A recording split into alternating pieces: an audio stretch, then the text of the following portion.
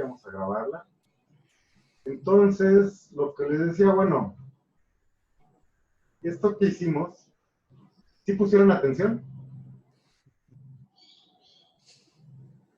Sí, profe. Sí, profe. Ok, qué bueno que pusieron atención porque, pues, No. de tarea, claro que sí. No. ¿Cómo de que no? Tarea me van a mandar, pues, o sea, van a hacer ustedes lo mismo que yo hice aquí. Para ese problema, si quieren. Nada, sí, nada más para ese problema. No tiene mucho sentido que hagan todos los demás de regresión de orden 6, 7. Nada más para este de cálculo de rendimiento en una reacción, ¿no? Entonces, bueno, hay otro tema que debemos ver. Este tema que debemos ver dice Zoom, no puedo minimizar Zoom cuando esté grabando. Ok, no voy a minimizar Zoom. Estoy grabando, voy a compartir esto de Excel. Entonces, lo que hicimos, esta parte que hicimos previamente, lo hicimos aquí con el método que explica ahí en el video. Como les decía, la mayoría de libros de estadística y de diseño de experimentos muestran esto así, o sea, muestran como que los componentes de esta matriz son la sumatoria de x1 al cuadrado, la sumatoria de la multiplicación de x1 por x2, la sumatoria de la multiplicación de x1 por x3. También espero que ya hayan entendido que antes de hacer esto, o sea, hago así como hacíamos la matriz hessiana. Ok, yo hago x1, x2, x3, 4, 5, 6, 7, 8, las que tenga, y hacia la derecha también. Y aquí va la combinación de cada, digamos, es una coordenada. Aquí iría la suma de x1, x1, la suma de x1, x2, la suma de x1, x3, y como la multiplicación de x1 por x3 es igual que la multiplicación de x3 por x1, el resultado que tenga aquí lo puedo copiar acá, el que tenga aquí lo puedo copiar acá. Si tuviera uno aquí, pues sería simétrico con esta parte. Y así me voy, o sea, son simétricos, o tengo que hacer una matriz, se le llama matriz triangular superior. O sea, yo calcularía la diagonal y todos los elementos que están arriba, y abajo pues existe la simetría de los elementos, ¿no? Espero que puedan visualizar eso. Esta parte también lo que explica el video que nos mandó su compañero Samuel, pues y lo que se ve ahí que hacen es todo este desarrollo, o sea, todas estas tablas. ¿Sí? También les estoy mostrando, una vez que yo tenga práctica, pues ni siquiera hago esas tablas, ¿no? Una vez que tenga práctica, yo lo que hago pues, serían estas dos matrices y la multiplicación, y ya me hice tablas. Y lo que les estoy enseñando es, ¿cómo dicen? Este es nivel fácil, nivel medio. Pues aquí es el modo legendario, ¿no? Donde ya todo eso, no escribo la X transpuesta, no escribo la X por Y, y nada más me calculo los regresores así, con una sola instrucción. ¿Okay? De todos modos, lo que tienen que observar, lo que deben ver, es que esta matriz que formo, la de colores, la que está en minúscula, la que utilizo para hacer esta cuenta, esta operación, pues esta de qué depende, porque este es el punto fino, es la parte medular de todo esto, ¿no? Que si yo quiero hacer una regresión cuadrática, pues yo tengo que formar esta matriz para que tenga esta forma de acá, ¿no? Un número por el término cuadrático, más otro número por el término lineal, más un término independiente, ¿no? O sea, de todos modos, con mis datos experimentales, yo los tengo que acomodar de tal modo que puedan hacer esto. ¿Ok? Hasta ahí, ¿alguna duda o pregunta? ¿Está claro? Todo bien. ¿Seguros? Sí. Miren, déjenme buscar. Tengo que buscar el documento. La siguiente parte que vamos a ver sería lo relacionado a apuntes de optimización. Sería algo relacionado con el diseño de experimentos. Ustedes, cuéntenme, ¿llevaron la materia de diseño de experimentos?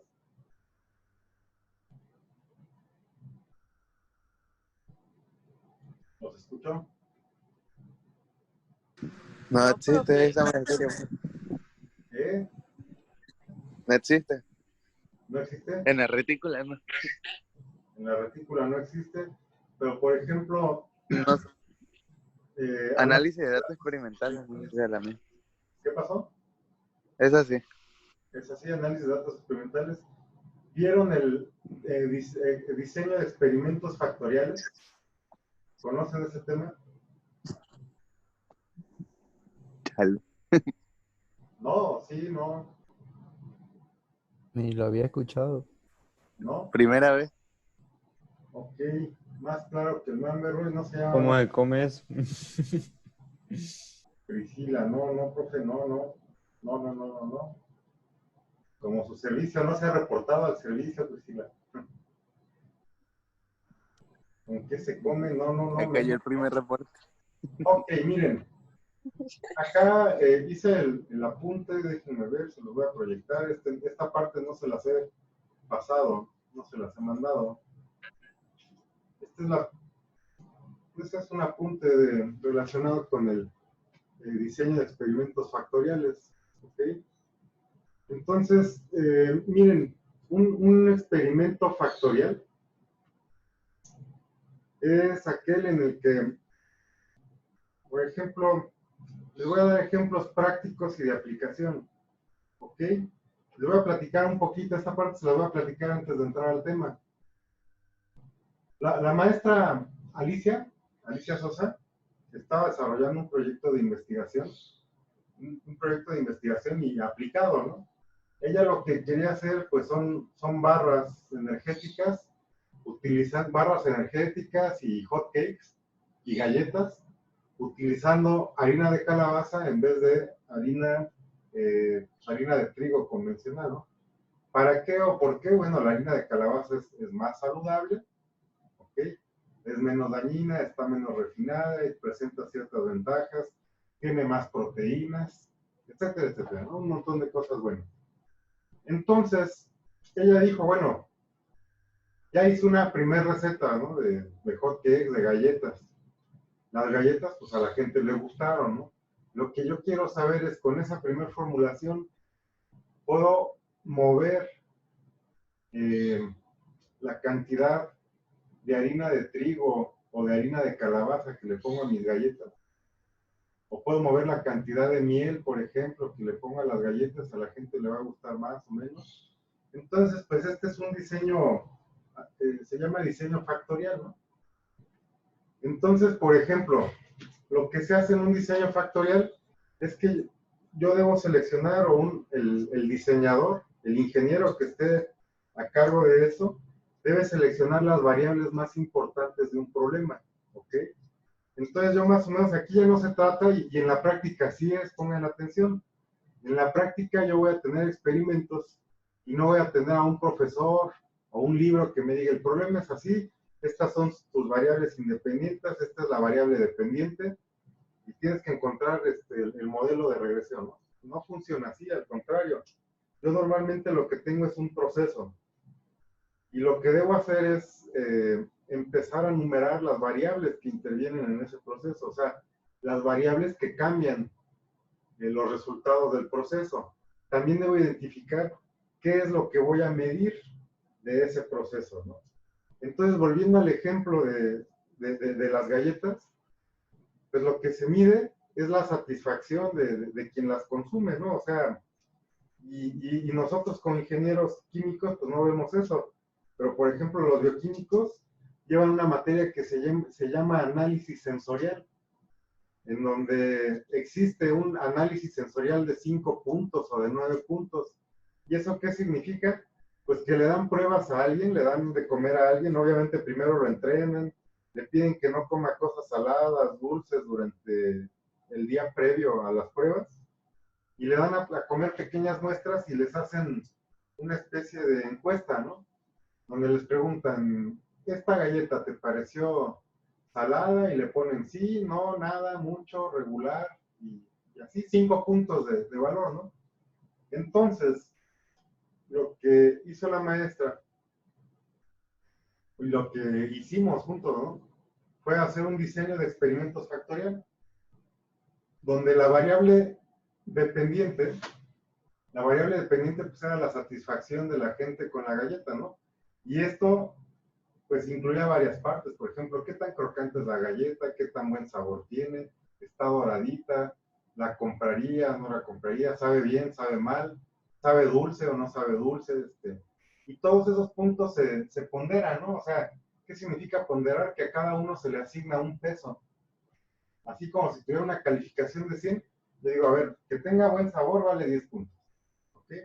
Que esté dulce, si está muy dulce y les gusta, pues, pero no se mide así como dulce y no tan dulce, ¿verdad?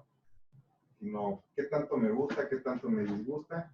Y entonces con esa ponderación, con esa encuesta que se le hace a un público más o menos entrenado, se obtiene la variable dependiente.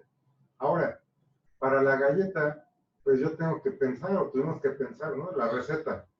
Primero, yo debo determinar qué factores intervienen o sea, qué factores pueden intervenir para que una galleta sepa bien o sepa mal. Entonces, lo primero, pues, y en especial una galleta hecha a base de harina de calabaza, ¿no? Entonces, lo primero es la cantidad de harina de calabaza, pues, si tiene mucha harina, a lo mejor te empieza a saber amargo, ¿no? Entonces, dada una receta, yo lo que hago es identificar los factores que intervienen o que pueden afectar el resultado.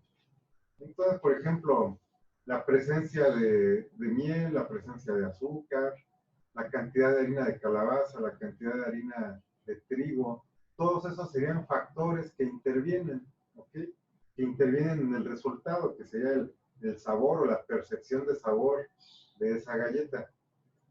Y entonces, pues, ese es el principio de un diseño factorial. Ahora, les podría platicar más, pero les voy a dar otro ejemplo. En Pachuca, cerca de Pachuca hay una termoeléctrica. En una termoeléctrica lo que hacen es quemar combustible para producir electricidad. Yo tuve un alumno que fui su asesor de proyecto de residencia y este alumno tenía que hacer un modelo, fíjense bien, esta parte estaba muy interesante, porque es la aplicación de lo que estamos viendo. Él tenía que hacer un modelo en el cual, bueno, su trabajo consistía en hacer un análisis y un modelo de los gases de chimenea, es decir, del combustible que queman. Ese combustible produce bueno, produce dióxido de azufre y trióxido de azufre y producía monóxido de nitrógeno, dióxido de nitrógeno, dióxido de dinitrógeno y producía varias sustancias que están reguladas, ¿ok? Entonces la quema de combustibles producía esas sustancias y tenían equipos para medir esas sustancias. Entonces había una empresa que a la termoeléctrica le vendía un aditivo y el aditivo pues era un líquido que se le echaba al combustible y cuando lo queman ese aditivo secuestra parte, o sea, absorbe o quita parte de los óxidos de nitrógeno y de azufre. Los óxidos de nitrógeno y azufre son responsables de la lluvia ácida. La termoeléctrica está cerca de Tula, entonces en Tula es común que pues amanezcan muchas aves muertas, ¿no? Porque en la noche pues respiran un montón de cosas, ¿no?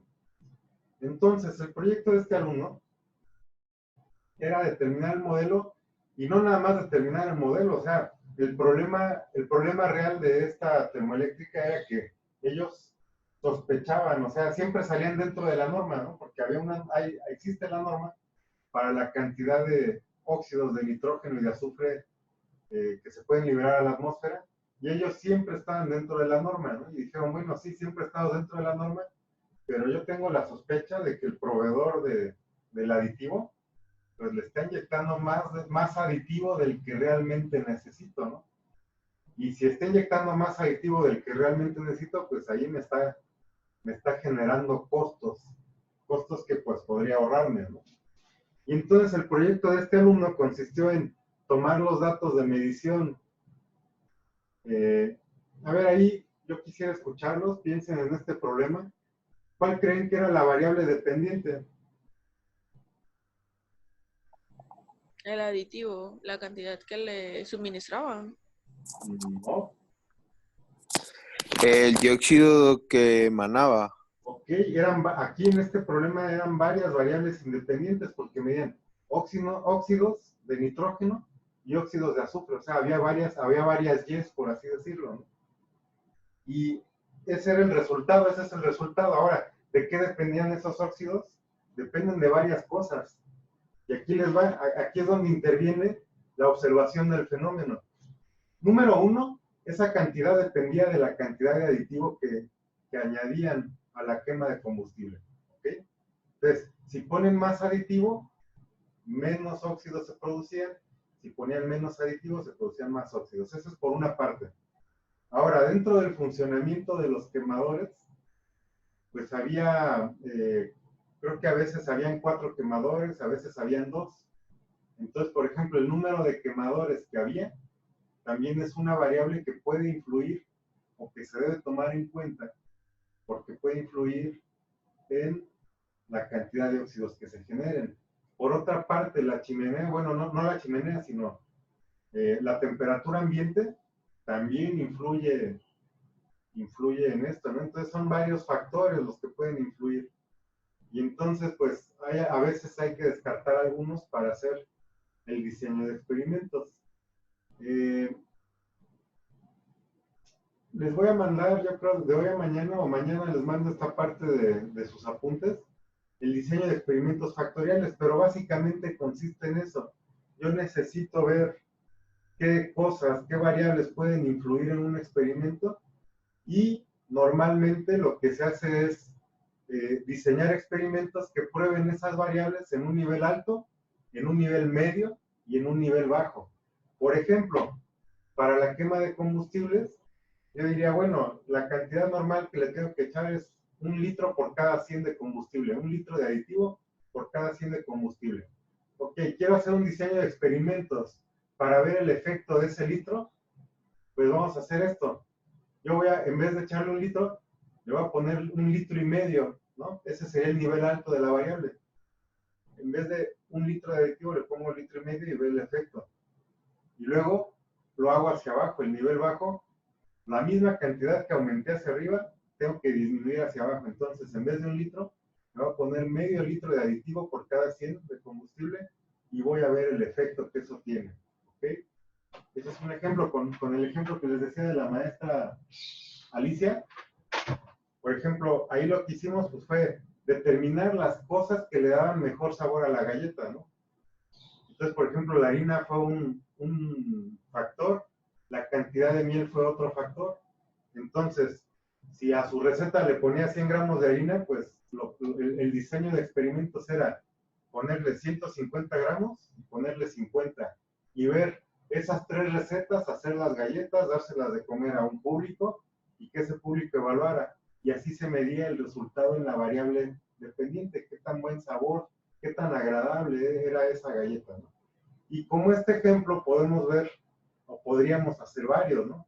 Si yo quisiera crecer plantas o sembrar plantitas y tengo algún abono, ¿verdad? Especial, a lo mejor yo tomo una planta de prueba y le pongo 100 gramos de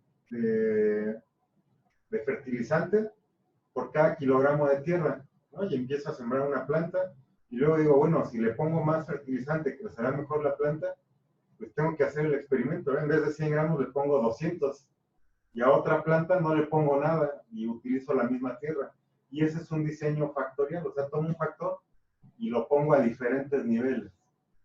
Entonces, mañana vamos a estar haciendo ejemplos de esto, ¿ok? Y vamos a platicar más de esto antes de hacerlo, ¿no?